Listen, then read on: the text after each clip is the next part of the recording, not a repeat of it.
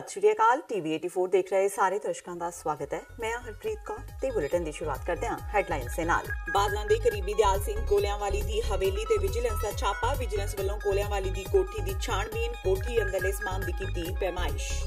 1984 ਦੇ ਸਿੱਖ ਕਤਲੇਆਮ ਦੇ ਦੋਸ਼ੀਆਂ ਨੂੰ ਸਜ਼ਾ ਅਕਾਲੀ ਦਲ ਦੇ ਦਬਾਅ ਕਾਰਨ ਹੋਈ। ਸੁਖਬੀਰ ਬਾਦਲ ਦਾ ਦਾਅਵਾ, ਕਿਹਾ ਜੱਜ ਨੇ ਵੀ ਮੰਨਿਆ ਸਿਆਸੀ ਦਬਾਅ ਕਾਰਨ ਬਚਦੇ ਰਹੇ ਨੇ ਦੋਸ਼ੀ।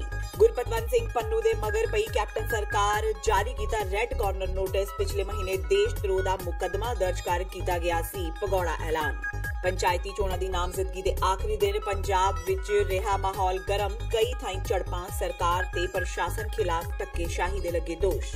ਤੇ ਐਮਾਜ਼ਨ ਦੀ ਸਾਹਮਣੇ ਆਈ ਨਲਾਇਕੀ, ਟਾਇਲਟ ਸੀਟ ਤੇ ਡੋਰਮੈਟ ਉੱਤੇ ਸ਼੍ਰੀ ਦਰਬਾਰ ਸਾਹਿਬ ਦੀ ਫੋਟੋ ਲਗਾਈ। ਸਿੱਖ ਸੰਗਤਾਂ ਵਿੱਚ ਵੱਡਾ ਰੋਸ। ਸ਼੍ਰੋਮਣੀ ਕਮੇਟੀ ਨੇ ਦਿੱਤੀ ਧਮਕੀ, ਕਿਹਾ ਜੇ ਜਲਦ ਨਾ ਹਟਾਈ ਫੋਟੋ ਤਾਂ ਲੀਗਲ ਕਾਰਵਾਈ ਲਈ ਤਿਆਰ ਰਹੇ ਐਮਾਜ਼ਨ। ਤੇ ਹੁਣ ਇਹਨਾਂ ਖਬਰਾਂ ਦਾ ਵਿਸਥਾਰ।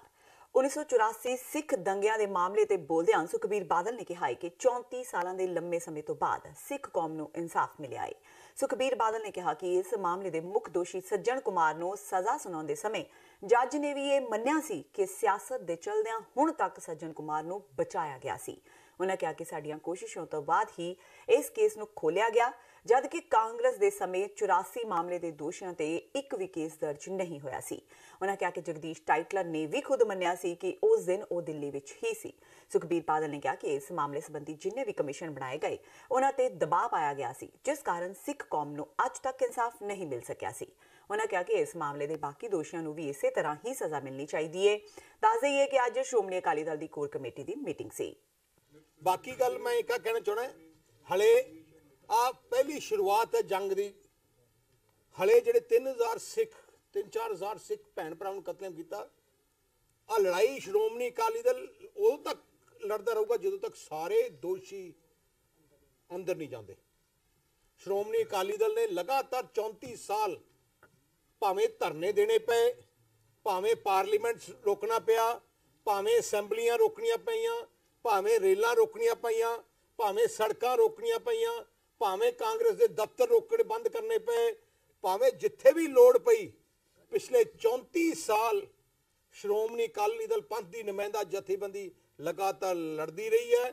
तो असीं धन्नवाद करते हैं परमात्मा का, जिन्होंने एड्डी वड्डी बख्शिश करके सारी कौम की पंथ की अरदासां नूं मन के पहले कातल नूं, जिहड़ा मेन कातल है उन्होंने सजाए अपना उम्र कैद दी है।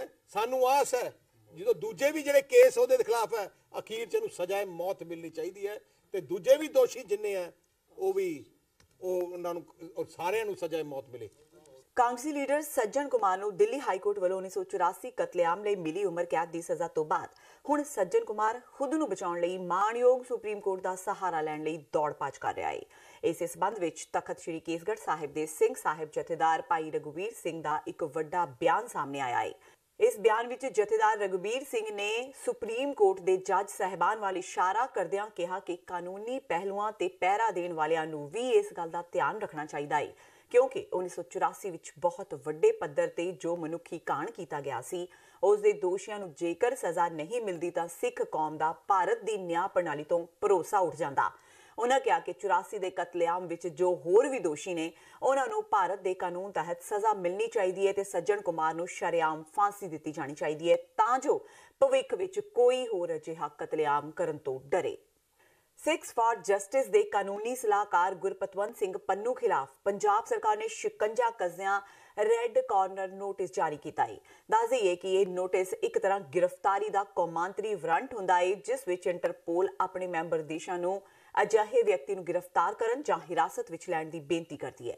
ਦਰਅਸਲ ਪੰਜਾਬ ਪੁਲਿਸ ਗੁਰਪਤਵੰਤ ਸਿੰਘ ਪੰਨੂ ਨੂੰ ਹਵਾਲਗੀ ਸੰਧੀ ਰਾਹੀਂ ਭਾਰਤ ਲਿਆਉਣਾ ਚਾਹੁੰਦੀ ਹੈ ਤੇ ਉਸ ਨੂੰ ਭਾਰਤ ਲਿਆਉਣ ਦੀ ਪ੍ਰਕਿਰਿਆ ਤਹਿਤ ਹੀ ਪੰਨੂ ਖਿਲਾਫ ਇਹ ਰੈੱਡ ਕਾਰਨਰ ਨੋਟਿਸ ਜਾਰੀ ਹੋਇਆ ਹੈ।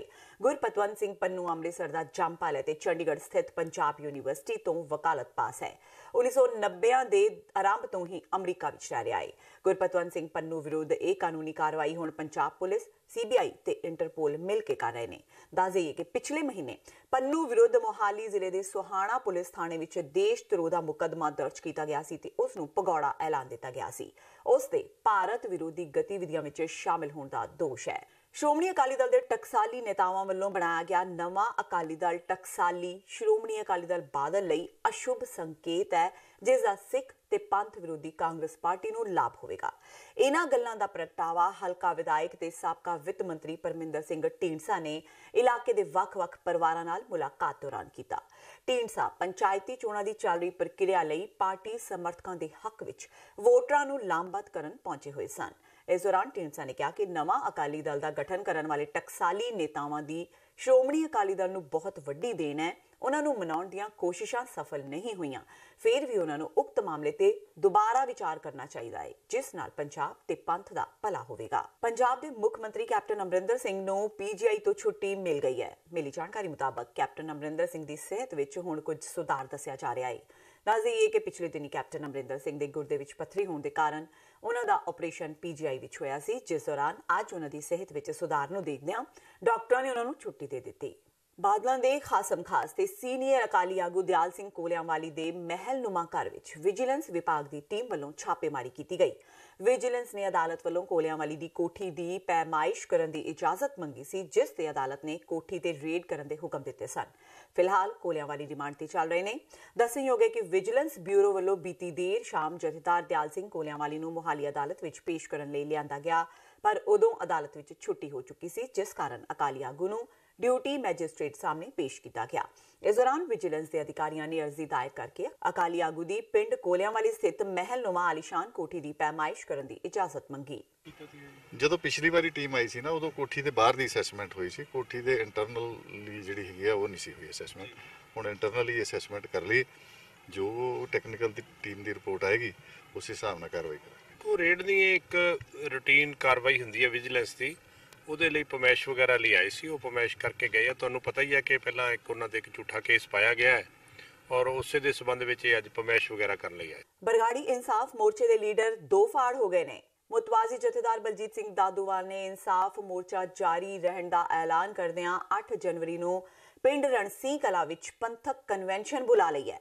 ਉਹਨਾਂ ਨਿਆਂ ਪਸੰਦ ਸੰਸਥਾਵਾਂ ਤੇ ਸ਼ਖਸੀਅਤਾਂ ਨੂੰ ਕਨਵੈਨਸ਼ਨ ਵਿੱਚ ਆਉਣ ਲਈ ਅਪੀਲ ਕੀਤੀ ਹੈ।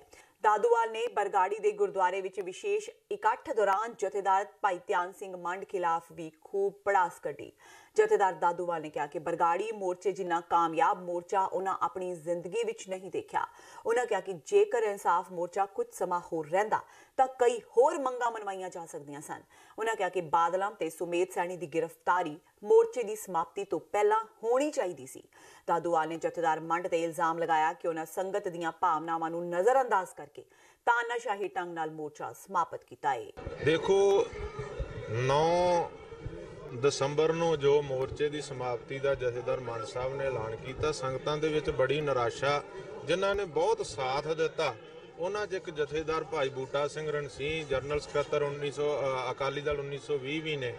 ਉਹਨਾਂ ਨੇ ਅੱਜ ਇਸ ਮੋਰਚੇ ਦੀ ਸਮੀਖਿਆ ਲਈ ਸੰਗਤਾਂ ਦੇ ਵਿਚਾਰ ਲੈਣ ਵਾਸਤੇ ਅੱਜ ਇੱਥੇ ਇਕੱਠ ਸੱਦਿਆ ਸੀ। ਬਰਗਾੜੀ ਸਿਰਫ ਮੀਟਿੰਗ, ਭਾਵੇਂ ਸਰਕਾਰ ਨੇ ਬੜੀਆਂ ਪਾਬੰਦੀਆਂ ਲਾਈਆਂ, ਬੜੀਆਂ ਫੋਰਸਾਂ ਲਾਈਆਂ, ਬੜਾ ਡਰ ਦਾ ਸਹਿਮ ਦਾ ਮਾਹੌਲ ਪੈਦਾ ਕੀਤਾ, ਫਿਰ ਵੀ ਸੈਂਕੜੇ ਲੋਕ ਇੱਥੇ ਜਿਹੜੇ ਮੀਟਿੰਗ 'ਚ ਇਸ ਮੋਰਚੇ ਨਾਲ ਜੁੜੇ ਹੋਏ ਸੀ ਉਹ ਇੱਥੇ ਆਏ ਆ। ਮੈਨੂੰ ਵੀ ਉਹਨਾਂ ਨੇ ਇੱਥੇ ਪਹੁੰਚਣ ਦਾ ਸੱਦਾ ਦਿੱਤਾ ਸੀ ਔਰ ਮੈਂ ਵੀ ਇੱਥੇ ਪਹੁੰਚਿਆ ਔਰ ਉਹਨਾਂ ਨੇ ਸਾਰਿਆਂ ਦੇ ਵਿਚਾਰ ਲਏ। ਉਹਨਾਂ ਆਪਣੀ ਡਾਇਰੀ 'ਚ ਨੋਟ ਕੀਤੇ। ਉਹ ਇਸ ਮੋਰਚੇ ਦਾ ਹਿੱਸਾ ਸੀ, ਬੜਾ ਸਤਿਕਾਰਯੋਗ ਹਿੱਸਾ ਸੀ ਭਾਈ ਬੂਟਾ ਸਿੰਘ। ਤਾਂ ਉਹਨਾਂ ਨੇ ਸਾਰੇ ਜਿੰਨੇ ਸੰਤ ਮਹਾਂਪੁਰਸ਼ ਇੱਥੇ ਆਏ ਆ ਜਾਂ ਸੰਗਤਾਂ ਆਈਆਂ, ਸਾਰਿਆਂ ਆਪਣੇ ਵਿਚਾਰ ਦਿੱਤੇ ਆ ਤੇ ਉਹਨਾਂ ਨੇ ਅਗਲੀ ਮੀਟਿੰਗ ਸਾਰੇ ਪੰਥ ਨੂੰ, ਪੰਥ ਦਰਦੀਆਂ ਨੂੰ ਇਕੱਠੇ ਕਰਨ ਵਾਸਤੇ ਸਾਰਿਆਂ ਦੇ ਵਿਚਾਰ ਲੈ ਕੇ ਜਿਹੜਾ ਹੈਗਾ ਉਹ 8 ਜਨਵਰੀ ਨੂੰ ਆਪਣੇ ਰਣਸੀਂਹ ਮੰਡੀ ਦੇ ਵਿੱਚ ਜੋ ਮੋਗੇ ਜ਼ਿਲ੍ਹੇ 'ਚ ਪੈਂਦੀ ਆ ਵੀ ਉਹਦੇ 'ਚ ਪੰਥਕ ਇਕੱਠ ਉਹਨਾਂ ਨੇ ਸੱਦਿਆ ਵਾ ਸਾਰਿਆਂ ਦੇ ਵਿਚਾਰ ਲੈਣ ਲਈ।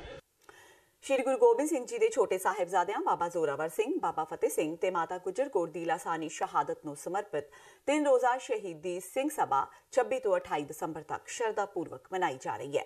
ਇਸ ਜੋੜ ਮੇਲੇ ਵਿੱਚ ਲੱਖਾਂ ਦੀ ਗਿਣਤੀ ਵਿੱਚ ਮਹਾਨ ਸ਼ਹੀਦਾਂ ਨੂੰ ਸ਼ਰਧਾਂਜਲੀ ਭੇਂਟ ਕਰਨ ਆਉਣ ਵਾਲੀ ਸੰਗਤ ਨੂੰ ਕਿਸੇ ਪ੍ਰਕਾਰ ਦੀ ਕੋਈ ਪਰੇਸ਼ਾਨੀ ਨਹੀਂ ਆਉਣ ਦਿੱਤੀ ਜਾਵੇਗੀ।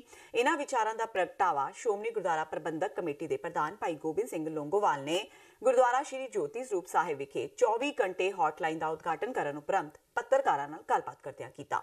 ਉਨ੍ਹਾਂ ਕਿਹਾ ਸ਼ਹੀਦੀ ਸਿੰਘ ਸਭਾ ਦੌਰਾਨ ਗੁਰਦੁਆਰਾ ਸ਼੍ਰੀ ਫਤਿਹਗੜ੍ਹ ਸਾਹਿਬ ਦੀ ਹਦੂਦ ਅੰਦਰ ਵਾਹਨਾਂ ਦੇ ਆਉਣ ਜਾਣ ਤੇ ਪਾਬੰਦੀ ਹੋਵੇਗੀ ਤੇ ਲੰਗਰ ਦੇ ਸਮਾਨ ਨੂੰ ਲਿਆਉਣ ਲਈ ਸਪੈਸ਼ਲ ਸਮਾਂ ਨਿਰਧਾਰਿਤ ਕਰਕੇ ਢਿੱਲ ਦਿੱਤੀ ਜਾਵੇਗੀ।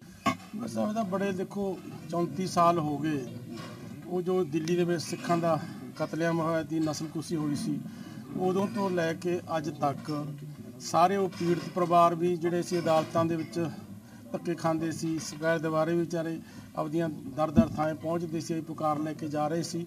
ਤੋਂ ਸਾਰੇ ਸਿੱਖ ਜਥੇਬੰਦੀਆਂ ਵੀ ਇਸ ਪਾਸੇ ਲੱਗੀਆਂ ਹੋਈਆਂ ਸੀ, ਸ਼੍ਰੋਮਣੀ ਗੁਰਦੁਆਰਾ ਪ੍ਰਬੰਧਕ ਕਮੇਟੀ, ਦਿੱਲੀ ਗੁਰਦੁਆਰਾ ਪ੍ਰਬੰਧਕ ਕਮੇਟੀ, ਔਰ ਸਾਰਿਆਂ ਨੇ ਬੜੀ ਐਫਰਟ ਕੀਤੀ ਹੈ ਕਿ ਉਹ ਦੋਸ਼ੀ ਨੇ ਜਿਨ੍ਹਾਂ ਨੇ ਹਜ਼ਾਰਾਂ ਸਿੱਖਾਂ ਦਾ ਕਤਲੇਆਮ ਕੀਤਾ, ਉਸ ਮੂਵ ਦੀ ਅਗਵਾਈ ਕੀਤੀ, ਜਿਹੜਾ ਭੀੜ ਸੀ ਸਿੱਖਾਂ ਨੂੰ ਕਤਲ ਕਰ ਰਹੀ ਸੀ, ਬੜੀ ਪਲੈਨਿੰਗ ਦੇ ਨਾਲ ਸਾਰਾ ਇਹ ਕਤਲੇਆਮ ਹੋਇਆ ਸੀ।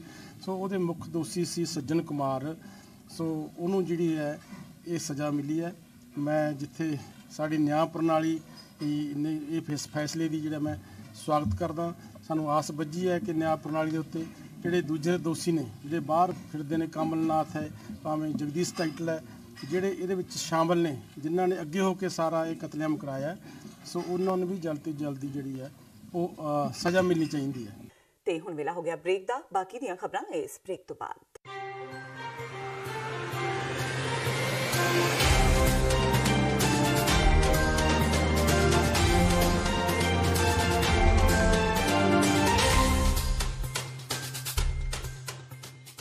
ਕੀ ਤੁਸੀਂ ਆਪਣੇ ਟੈਕਸਿਸ ਨੂੰ ਲੈ ਕੇ ਚਿੰਤਤ ਹੋ? ਤੁਸੀਂ ਆਪਣੀ ਕਮਾਈ ਲਈ ਮਿਹਨਤ ਕਰਦੇ ਹੋ, ਭਾਵੇਂ ਤੁਸੀਂ ਨੌਕਰੀ ਵਿੱਚ ਹੋਵੋ ਜਾਂ ਆਪਣਾ ਬਿਜ਼ਨਸ ਚਲਾਉਂਦੇ ਹੋ। ਜਦੋਂ ਟੈਕਸ ਭਰਨ ਦਾ ਸਮਾਂ ਆਉਂਦਾ ਤਾਂ ਤੁਹਾਨੂੰ ਇੱਕ ਭਰੋਸੇਯੋਗ ਟੈਕਸ ਅਕਾਊਂਟੈਂਟ ਦੀ ਲੋੜ ਹੈ ਜੋ ਟੈਕਸ ਬੈਲੈਂਸ ਦਾ ਤੁਹਾਡੇ ਪੱਖ ਵਿੱਚ ਜਾਣਾ ਯਕੀਨੀ ਬਣਾਵੇ। ਸਿਆਟਲ ਦੀ ਜਾਣੀ ਪਛਾਣੀ company accurate accountants and taxes ਤੁਹਾਡੀ ਸੇਵਾ ਵਿੱਚ ਹਾਜ਼ਰ ਹੈ। ਅਸੀਂ ਹਰ ਤਰ੍ਹਾਂ ਦੇ ਟੈਕਸ ਭਰਨ ਵਿੱਚ ਤੁਹਾਡੀ ਮਦਦ ਕਰਾਂਗੇ। ਟੈਕਸ ਸੰਬੰਧੀ ਕਿਸੇ ਵੀ ਤਰ੍ਹਾਂ ਦੇ ਸਵਾਲ ਲਈ ਅੱਜ ਹੀ ਸਾਡੇ ਤੱਕ ਪਹੁੰਚ ਕਰੋ। Accurate accountants and Texas.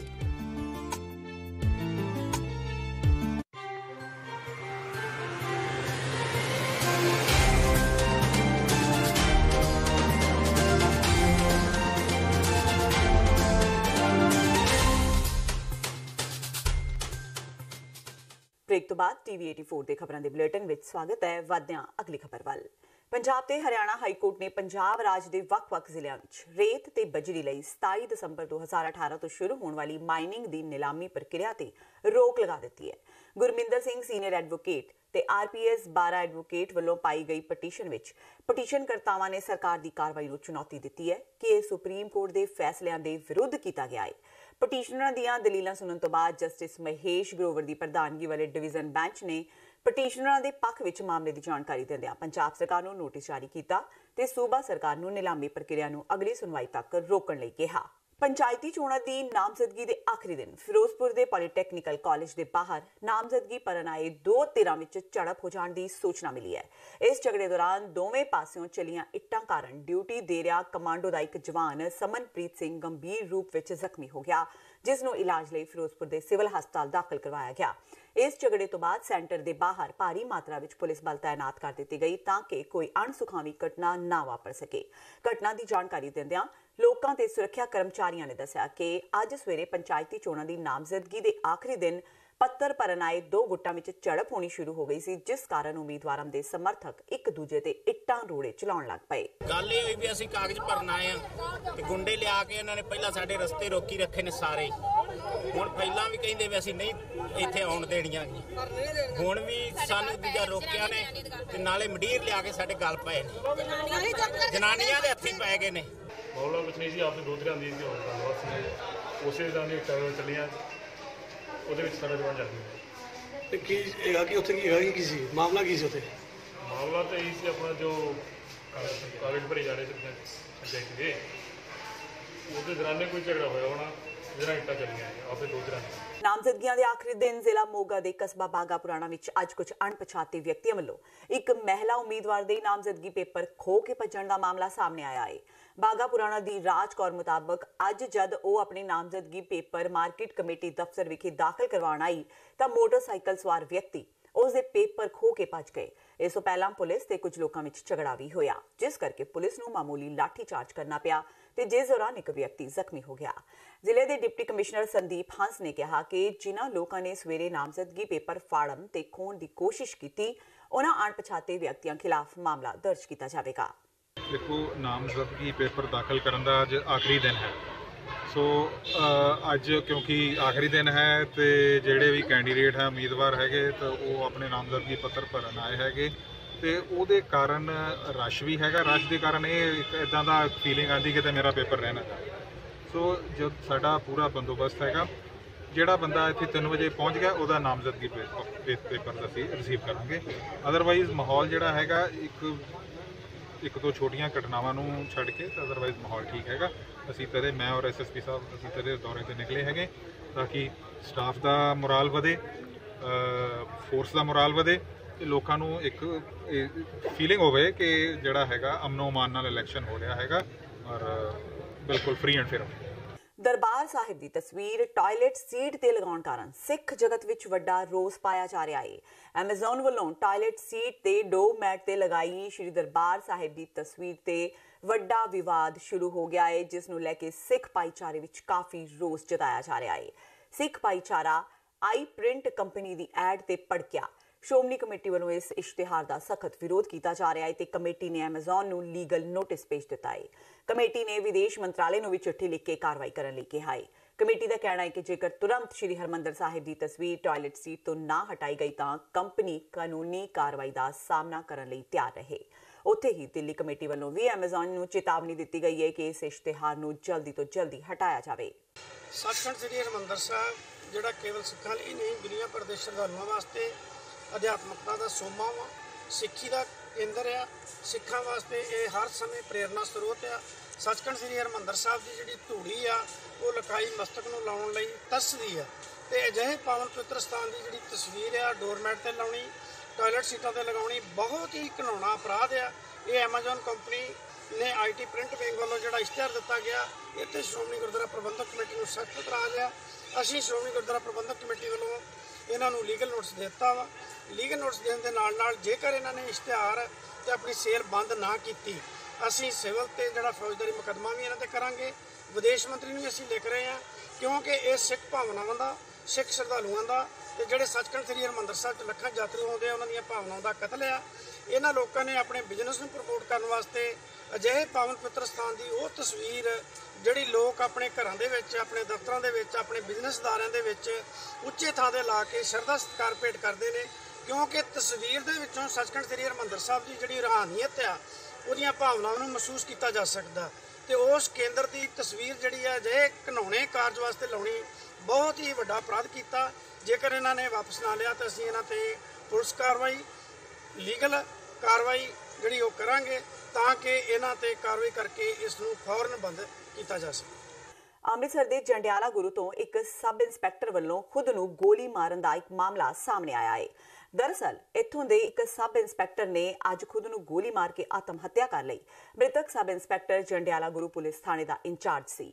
ਮੰਨਿਆ ਜਾ ਰਿਹਾ ਹੈ ਕਿ ਮ੍ਰਿਤਕ ਥਾਣੇਦਾਰ ਸਤਿੰਦਰਪਾਲ ਸਿੰਘ ਕਿਸੇ ਪਰੇਸ਼ਾਨੀ ਵਿੱਚ ਚੱਲ ਰਿਹਾ ਸੀ ਜਿਸ ਕਾਰਨ ਉਸਨੇ ਅਜਿਹਾ ਕਦਮ ਚੁੱਕਿਆ। ਘਟਨਾ ਤੋਂ ਬਾਅਦ ਮੌਕੇ ਤੇ ਪੁੱਜੀ ਪੁਲਿਸ ਨੇ ਮਾਮਲਾ ਦਰਜ ਕਰ ਆਪਣੀ ਜਾਂਚ ਸ਼ੁਰੂ ਕਰ ਦਿੱਤੀ ਹੈ। ਫੋਨ ਨਾਲ ਭਰੇ ਹੋਏ ਸੀ ਉਹਨਾਂ ਦੇ ਜਦੋਂ ਚੈੱਕ ਕੀਤਾ ਤੇ ਹੋਰ ਵੀ ਦੂਜੇ ਪਾਸੇ ਮਿਲ ਗਿਆ ਤੇ ਆਪਣੇ ਆਪ ਨੂੰ ਗੋਲੀ ਮਾਰ ਲਈ। ਸਾਡਾ ਬਹੁਤ ਜ਼ਿਆਦਾ, ਸਭ ਤੋਂ ਜ਼ਿਆਦਾ ਸਾਡੇ ਜ਼ਿਲ੍ਹੇ ਦਾ ਸਾਰਿਆਂ ਨਾਲੋਂ ਦਲੇਰ ਬੰਦਾ ਸੀ। ਇਸ ਇਹਦਾ ਘਾਟਾ ਪੂਰਾ ਨਹੀਂ ਕਰ ਸਕਦਾ।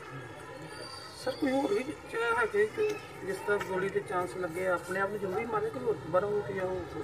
ਇਹ ਕਮਰਾ ਤੁਸੀਂ ਦੇਖ ਲਿਆ ਉਸ 'ਚ ਚੌਂਕੀ ਹੈ, ਕਿਹੜਾ ਕੋਈ ਘਰ ਹੈ? ਕੋਈ ਹੋਰ ਵੀ ਮੁਲਾਜ਼ਮ ਹੈਗੇ ਸੀ? ਹਾਂਜੀ ਸਾਰੇ ਮੁਲਾਜ਼ਮ ਹੁੰਦੇ ਰਾਤ ਨੂੰ। ਕੀ ਕਾਰਵਾਈ? ਕੁੰਡੀ ਲੱਗੀ ਹੋਈ ਸੀ ਅੰਦਰ। ਕੀ ਕਾਰਵਾਈ ਕੀ ਹੋਈ? ਕਾਰਵਾਈ ਤਾਂ ਕੀ ਹੋਣੀ ਜੀ, ਜਦੋਂ ਆਪ ਗੋਲੀ ਮਾਰੀ ਹੈ ਤੇ ਕਾਰਵਾਈ ਤਾਂ ਕੀ ਹੋਣੀ। ਸਾਡਾ ਤਾਂ ਜਿਹੜਾ ਘਾਟਾ ਪੈ ਗਿਆ ਉਹ ਤਾਂ ਪੂਰਾ ਨਹੀਂ ਹੋਣਾ। ਸੰਗਰੂਰ ਦੇ ਇੱਕ ਸੂਬਾ ਪੱਧਰੀ ਕਬੱਡੀ ਖਿਡਾਰੀ ਬਲਕਾਰ ਸਿੰਘ ਢਿੱਲੋਂ ਦੀ ਅਚਾਨਕ ਮੌਤ ਹੋ ਗਈ। ਇਹ ਵੀ ਸ਼ੱਕ ਹੈ ਕਿ ਮੌਤ ਨਸ਼ੇ ਦੀ ਓਵਰਡੋਜ਼ ਕਾਰਨ ਹੋਈ। ਮ੍ਰਿਤਕ ਦੀ ਉਮਰ ਸਿਰਫ 26 ਸਾਲ ਸੀ। ਇਹ ਖਬਰ ਮਿਲਦਿਆਂ ਹੀ ਇਲਾਕੇ ਵਿੱਚ ਸੋਗ ਦੀ ਲਹਿਰ ਫੈਲ ਗਈ। ਬਲਕਾਰ ਸਿੰਘ ਦੀ ਇੱਕ ਮਹਿਲਾ ਮਿੱਤਰ ਦਾ ਕਹਿਣਾ ਹੈ ਕਿ ਸ਼ਾਇਦ ਉਸਨੇ ਨਸ਼ੇ ਦਾ ਟੀਕਾ ਲਗਾਇਆ ਸੀ ਜਿਸ ਕਾਰਨ ਕੁਝ ਦੇਰ ਬਾਅਦ ਉਸ ਦੀ ਮੌਤ ਹੋ ਗਈ। ਬਲਕਾਰ ਦੇ ਪਿਤਾ ਅਵਤਾਰ ਸਿੰਘ ਨੇ ਦੱਸਿਆ ਕਿ ਪਿਛਲੇ 2 ਸਾਲਾਂ ਤੋਂ ਸੰਗਰੂਰ ਵਿੱਚ ਹੀ ਰਹਿ ਰਿਹਾ ਸੀ। ਉਹਨਾਂ ਦੱਸਿਆ ਕਿ ਕੁਝ ਸਮੇਂ ਤੋਂ ਬਲਕਾਰ ਨਸ਼ਾ ਛੱਡਣ ਦੀ ਦਵਾਈ ਲੈ ਰਿਹਾ ਸੀ। ਬਲਕਾਰ ਸਿੰਘ ਦੀ ਮਹਿਲਾ ਮਿੱਤਰ ਨੇ ਦੱਸਿਆ ਕਿ ਸ਼ਾਇਦ ਉਸਨੇ ਨਸ਼ੇ ਦਾ ਟੀਕਾ ਲਗਾਇਆ ਸੀ ਤੇ ਹੋ ਸਕਦਾ ਹੈ ਕਿ ਇਸੇ ਵਜ੍ਹਾ ਕਰਕੇ ਹੀ ਉਸ ਦੀ ਮੌਤ ਹੋ ਗਈ ਹੋਵੇ। ਬਲਕਾਰ ਦੇ ਕਬੱਡੀ ਕੋਚ ਦਰਸ਼ਨ ਸਿੰਘ ਨੇ ਦੱਸਿਆ ਕਿ ਬਲਕਾਰ ਬੇਹੱਦ ਚੰਗਾ ਖਿਡਾਰੀ ਸੀ ਤੇ ਪੰਜਾਬ ਪੱਧਰ ਤੇ ਹੋਣ ਵਾਲੇ ਕਬੱਡੀ ਮੁਕਾਬਲਿਆਂ ਵਿੱਚ ਬਤੌਰ ਰੇਡਰ ਹਿੱਸਾ ਲੈਂਦਾ ਸੀ। ਇਸਨੇ ਪੇਪਰ ਮਾਰਕ ਕਰਵਾਏ ਸੀ ਤੇ ਉਹਦੇ ਵਿੱਚ ਪੋਸਟਮਾਰਟਮ ਕਰਨ ਲਈ ਕਿਹਾ ਗਿਆ ਸੀਗਾ। ਮੇਰੇ ਵੱਲੋਂ 3 ਡਾਕਟਰਾਂ ਦਾ ਮੈਡੀਕਲ ਬੋਰਡ ਬਣਾ ਦਿੱਤਾ ਗਿਆ। ਬੋਰਡ ਬਣਾ ਕੇ ਉਸ ਦਾ ਜੋ ਹੈ ਪੋਸਟਮਾਰਟਮ ਕੀਤਾ ਗਿਆ। ਜੋ ਵਿਸਰਾ ਸੀਗਾ ਉਹ ਕੈਮੀਕਲ ਐਗਜ਼ਾਮੀਨੇਸ਼ਨ ਦੇ ਲਈ ਕੈਮੀਕਲ ਲੈਬ ਖਰੜ ਵਿੱਚ ਭੇਜ ਦਿੱਤਾ ਗਿਆ। ਜਦੋਂ ਰਿਪੋਰਟ ਆਊਗੀ ਉਸ ਤੋਂ ਬਾਅਦ ਮੌਤ ਦੇ ਕਾਰਨਾਂ ਦਾ ਪਤਾ ਲੱਗ ਸਕੇਗਾ। ਕੀ ਕੰਡੀਸ਼ਨ ਕੀ ਸੀਗੀ, ਕਿਸ ਤਰ੍ਹਾਂ ਦੀ ਯਾਨੀ ਕਿ ਸਿੰਪਟਮ ਨਜ਼ਰ ਆ ਰਹੇ ਸੀਗੇ, ਕੀ ਹੋ ਸਕਦਾ ਜੀ? ਨਹੀਂ ਦੇਖੋ, ਜਿਸ ਤਰ੍ਹਾਂ ਸਿੰਪਟਮ ਸੀਗੇ ਤੇ ਉਸੇ ਇਸ ਲੈਵਲ ਤੇ ਕਮੈਂਟ ਨਹੀਂ ਕੀਤਾ ਜਾ ਸਕਦਾ। ਮੇਰੇ ਕੋਲ 2-3 ਸਾਲ ਰਿਹਾ ਜੀ, ਬਹੁਤ ਵਧੀਆ ਪਲੇਅਰ ਰਿਹਾ ਜੀ, ਬਹੁਤ ਤਕੜਾ ਪਲੇਅਰ ਹੈ ਜੀ। ਸਾਡੇ ਇਲਾਕੇ ਨੂੰ ਬਹੁਤ ਘਾਟਾ ਪਿਆ ਜੀ, ਨਵਾਂ ਮੁੰਡਾ ਸੀ, ਬਹੁਤ ਤਕੜਾ ਪਲੇਅਰ ਜੀ। ਮੇਰੇ ਕੋਲ ਅਕੈਡਮੀ 'ਚ ਵੀ ਰਿਹਾ ਜੀ। ਕਿੱਥੇ ਖੇਡ ਕੇ ਆਏ? ਇਹ ਆਪਣੀ ਅਕੈਡਮੀ ਗਗਨਪੁਰ ਅਕੈਡਮੀ ਜੀ। ਕਿੱਥੇ ਖੇਡਿਆ? ਇਹ ਜੀ ਪੰਜਾਬ ਦੇ ਲੋਕਲ ਸਾਰੇ ਟੂਰਨਾਮੈਂਟ ਖੇਡਦਾ ਜੀ। ਕਈ ਵਾਰੀ ਇਹਨੇ ਮੋਟਰਸਾਈਕਲ ਜਿੱਤੇ ਨੇ, ਐਲਈਡੀਆਂ ਜਿੱਤੀਆਂ ਨੇ, ਵੀ ਬਹੁਤ ਟੌਪ ਦਾ ਪਲੇਅਰ ਸੀਗਾ ਜੀ। ਵਰਲਡ ਕੱਪ ਨਹੀਂ, ਵਰਲਡ ਕੱਪ ਨਹੀਂ ਖੇਡਿਆ ਜੀ। ਉੱਦਾਂ ਚੈਂਪੀਅਨਸ਼ਿਪ ਖੇਡਿਆ, ਬਹੁਤ ਜ਼ਿਲ੍ਹੇ ਦੇ ਮੈਚ ਖੇਡਿਆ ਜੀ। ਅੰਮ੍ਰਿਤਸਰ ਵਿੱਚ ਪਿਛਲੇ ਦਿਨ ਹੋਏ ਝਗੜੇ ਦੀ ਸੀਸੀਟੀਵੀ ਫੁਟੇਜ ਸਾਹਮਣੇ ਆਈ ਹੈ। ਵੀਡੀਓ ਵਿੱਚ ਪੈਸਿਆਂ ਦੇ ਲੈਣ ਦੇਣ ਨੂੰ ਲੈ ਕੇ ਸੁਖਵਿੰਦਰ ਸਿੰਘ ਨਾਮ ਦੇ ਨੌਜਵਾਨ ਨੇ ਇੰਦਰਜੀਤ ਸਿੰਘ ਉੱਤੇ ਸ਼ਰੇਆਮ ਗੋਲੀਆਂ ਚਲਾ ਦਿੱਤੀਆਂ। ਸੀਸੀਟੀਵੀ ਫੁਟੇਜ ਸਾਹਮਣੇ ਆਉਣ ਤੋਂ ਬਾਅਦ ਪੁਲਿਸ ਨੇ ਇੰਦਰਜੀਤ ਸਿੰਘ ਉੱਤੇ ਮਾਮਲਾ ਦਰਜ ਕਰਕੇ ਜਾਂਚ ਸ਼ੁਰੂ ਕਰ ਦਿੱਤੀ ਹੈ। ਦਰਅਸਲ ਸੁਖਜਿੰਦਰ ਸਿੰਘ ਨਾਮਕ ਨੌਜਵਾਨ ਜਦੋਂ ਦਿੱਲੀ ਵੱਲੋਂ ਵਾਪਸ ਆ ਰਿਹਾ ਸੀ ਤਾਂ ਇੰਦਰਜੀਤ ਨੇ ਰਸਤੇ ਵਿੱਚ ਆਪਣੀ ਗੱਡੀ ਰੋਕ ਕੇ ਸੁਖਜਿੰਦਰ ਉੱਤੇ ਹਮਲਾ ਕਰਨ ਦੀ ਕੋਸ਼ਿਸ਼ ਕੀਤੀ। ਜਦੋਂ ਸੁਖਜਿੰਦਰ ਨੇ ਗੱਡੀ ਨਹੀਂ ਰੋਕੀ ਤਾਂ ਇੰਦਰਜੀਤ ਨੇ ਆਪਣੀ ਗੱਡੀ ਸੁਖਜਿੰਦਰ ਦੇ ਅੱਗੇ ਲਗਾ ਕੇ ਉਸ ਦੀ ਗੱਡੀ ਰੁਕਵਾ ਦਿੱਤੀ ਤੇ ਉਸ ਉੱਤੇ ਤਾਬੜਤੋੜ ਗੋਲੀਆਂ ਚਲਾਉਣੀਆਂ ਸ਼ੁਰੂ ਕਰ ਦਿੱਤੀਆਂ। ਹਮਲੇ ਵਿੱਚ ਸੁਖਜਿੰਦਰ ਨੂੰ ਗੋਲੀ ਤਾਂ ਨਹੀਂ ਲੱਗੀ, ਪਰ ਉਸਨੇ ਪੁਲਿਸ ਵਿੱਚ ਇਸ ਦੀ ਸ਼ਿਕਾਇਤ ਦਿੱਤੀ। ਪਰ ਹੁਣ ਇਸ ਦੀ ਸੀਸੀਟੀਵੀ ਫੁਟੇਜ ਸਾਹਮਣੇ ਆਉਣ ਤੋਂ ਬਾਅਦ ਪੁਲਿਸ ਨੇ ਇੰਦਰਜੀਤ ਉੱਤੇ ਮਾਮਲਾ ਦਰਜ ਕਰ ਲਿਆ ਤੇ ਅੱਗੇ ਦੀ ਜਾਂਚ ਸ਼ੁਰੂ ਕਰ ਦਿੱਤੀ ਹੈ। ਮੇਰਾ ਨਾਮ ਇੰਦਰਜੀਤ ਸਿੰਘ ਹੈ ਜੀ। ਅਸੀਂ ਜਿਹੜਾ ਦਿੱਲੀ ਤੋਂ ਆ ਰਹੇ ਸੀਗੇ ਤੇ ਅੰਮ੍ਰਿਤਸਰ ਬੈਸਟ ਪ੍ਰਾਈਜ਼ ਦੇ ਬਾਹਰ ਜਿਹੜਾ ਸੁਖਜਿੰਦਰ ਸਿੰਘ ਨਾਲ ਸਾਡਾ ਝਗੜਾ ਹੋਇਆ ਸੀਗਾ, ਜਿਹਦੇ ਦੌਰਾਨ ਗੋਲੀ ਲੱਗੀ ਸੀਗੀ ਮੇਰੇ ਨਾਲ ਦੋਸਤ ਮੇਰਾ ਹਰਿੰਦਰ ਸਿੰਘ ਦੇ। ਪੁਲਿਸ ਕਾਰਵਾਈ ਦੇ ਵਿੱਚ ਜਿਹੜੇ ਆ ਉਹਨਾਂ ਨੇ ਇਨਕੁਆਇਰੀ ਲਾ ਕੇ ਪੁਲਿਸ ਨਾਲ ਮਿਲ ਕੇ ਇਨਕੁਆਇਰੀ ਲਾਈ ਕੇਸ ਦੀ, ਜਿਹਦੀ ਕਿ ਸਾਨੂੰ ਅੱਜ ਸੀਸੀਟੀਵੀ ਫੁਟੇਜ ਮਿਲੀ ਆ ਗੋਲੀਆਂ ਚਲਾਉਂਦੀ ਦੀ ਸੁਖਜਿੰਦਰ ਸਿੰਘ ਦੀ, ਜਿਹੜੀ ਕਿ ਅਸੀਂ ਤੁਹਾਡੇ ਨਾਲ ਸਾਂਝੀ ਕਰ ਰਹੇ ਹਾਂ। ਮਸਲਾ ਕੀ ਲੜਾਈ ਦਾ? ਮਸਲਾ ਲੜਾਈ ਦਾ ਜੀ ਮੇਰਾ ਤੇ ਸੁਖਜਿੰਦਰ ਸਿੰਘ ਦਾ ਪੁਰਾਣਾ ਜਿਹੜਾ ਪੈਸਿਆਂ ਦਾ ਲੈਣ ਦੇਣ ਸੀਗਾ, ਜਿਹੜਾ ਕਿ ਮੋਹਤਬਰ ਬੰਦਿਆਂ ਨੇ 1 ਸਾਲ ਪਹਿਲਾਂ ਰਾਜੀਨਾਮਾ ਕਰਾਇਆ ਸੀਗਾ, ਉਹਦੀ ਰੰਜਿਸ਼ ਰੱਖ ਕੇ ਜੀ ਅਸੀਂ ਦਿੱਲੀੋਂ ਆਉਂਦੇ ਤੇ ਡੀਪੀਐਸ ਸਕੂਲ ਦੇ ਬਾਹਰ ਇਹਨੇ ਸਾਡੀ ਗੱਡੀ ਨੂੰ ਓਵਰਟੇਕ ਕਰਕੇ ਤੇ ਸਾਡੀ ਗੱਡੀ ਨੂੰ ਸਾਈਡ ਮਾਰੀ। ਡ੍ਰੀਮ ਸਿਟੀ ਜਿਹੜੀ ਗੋਲੀ ਚੱਲੀ ਸੀਗੀ ਉਹਦੇ ਵਿੱਚ ਸੀਸੀਟੀਵੀ ਦੀ ਫੁਟੇਜ ਕਲੀਅਰ ਆ। ਪਰਚਾ ਉਸ ਵੇਲੇ ਮੌਕੇ ਤੇ ਦਰਜ 307 ਦਿਨ। ਬਾਕੀ ਇਹਦੇ ਇਨਕੁਆਇਰੀ ਚੱਲ ਰਹੀ ਆ। ਉੱਚ ਅਫਸਰਾਂ ਕੋਲ ਜੋ ਵੀ ਪੜਤਾਲ ਤੇ ਹੋਊਗੀ, ਜੋ ਵੀ ਇਹਦੇ 'ਚ ਸਹੀ ਪੈ ਜਾਊਗਾ ਉਹ ਅਰੈਸਟ ਹੋ ਜਾਣਗੇ। ਮਤਲਬ ਜਾਂਦਾ ਜੀ ਅਰੈਸਟ ਨਹੀਂ ਪਈ ਹੈ ਤਾਂ 1.5 ਚੱਲ ਰਹੀ, ਮੈਂ ਦੱਸਿਆ ਜੀ ਇਨਕੁਆਇਰੀ ਚੱਲ ਰਹੀ ਹੈ। ਕੋਈ ਗੱਲ ਨਹੀਂ, ਉਹਨਾਂ ਦਾ ਵੀ objection ਸੀਗਾ ਦੂਜੇ ਬੰਦੇ ਨੂੰ। ਬਾਕੀ ਜੋ ਵੀ ਸਲੀਅਤ ਹੋਊਗੀ ਹੁਕਮ ਆਏਗਾ। ਸਰ ਬੰਦੇ ਬਹੁਤ ਧਮਕੀ ਦੇ ਰਹੇ ਇਹਨਾਂ ਨੂੰ ਹੈ ਜੀ, ਪਰ ਸਾਡੇ ਨੋਟਿਸ ਇਹਨਾਂ ਦੀ ਕੋਈ ਧਮਕੀ ਵਾਲੀ ਗੱਲ ਨਹੀਂ ਹੈ। ਉਸ ਤੋਂ ਬਾਅਦ ਨਾ ਸਾਨੂੰ ਕੋਈ ਨਹੀਂ ਦੱਸਿਆ ਜੀ। ਅਮਰੀਕਾ ਦੇ ਸਕੂਲਾਂ ਵਿੱਚ ਗੋਲੀਬਾਰੀ ਦੀਆਂ ਵੱਧ ਰਹੀਆਂ ਘਟਨਾਵਾਂ ਨੂੰ ਵੇਖਦਿਆਂ ਅਧਿਆਪਕਾਂ ਨੂੰ ਹਥਿਆਰਾਂ ਨਾਲ ਲੈਸ ਕਰਨ ਦੀ ਤਿਆਰੀ ਕੀਤੀ ਜਾ ਰਹੀ ਹੈ। ਰਾਸ਼ਟਰਪਤੀ ਡੋਨਾਲਡ ਟਰੰਪ ਵੱਲੋਂ ਬਣਾਏ ਸੁਰੱਖਿਆ ਪੈਨਲ ਨੇ ਵੀ ਅਜਿਹੀਆਂ ਘਟਨਾਵਾਂ ਰੋਕਣ ਲਈ ਅਜਿਹਾ ਸੁਝਾਅ ਦਿੱਤਾ ਹੈ। ਪੈਨਲ ਵੱਲੋਂ ਸਕੂਲਾਂ ਵਿੱਚ ਰਿਟਾਇਰ ਫੌਜੀਆਂ ਨੂੰ ਤਾਇਨਾਤ ਕਰਨ ਦਾ ਸੁਝਾਅ ਵੀ ਦਿੱਤਾ ਹੈ। ਸਿੱਖਿਆ ਮੰਤਰੀ ਬੇਸਟੀ ਡੇਵੋਸ ਦੀ ਅਗਵਾਈ ਵਿੱਚ ਫਰਵਰੀ ਵਿੱਚ ਪਾਕਲੈਂਡ ਫਲੋਰੀਡਾ ਹਿੰਸਾ ਦੀਆਂ ਘਟਨਾਵਾਂ ਤੋਂ ਬਾਅਦ ਇੱਕ ਕਮਿਸ਼ਨ ਦਾ ਗਠਨ ਕੀਤਾ ਗਿਆ ਸੀ। My administration is pursuing a comprehensive strategy to address school violence. We enacted 2 critical reforms into law, the Fix NICS Act, which you know about, which strengthens very strongly the background checks for firearm purchases, and the Stop School Violence Act, which provides grants to schools to improve safety. And they've gone a long way.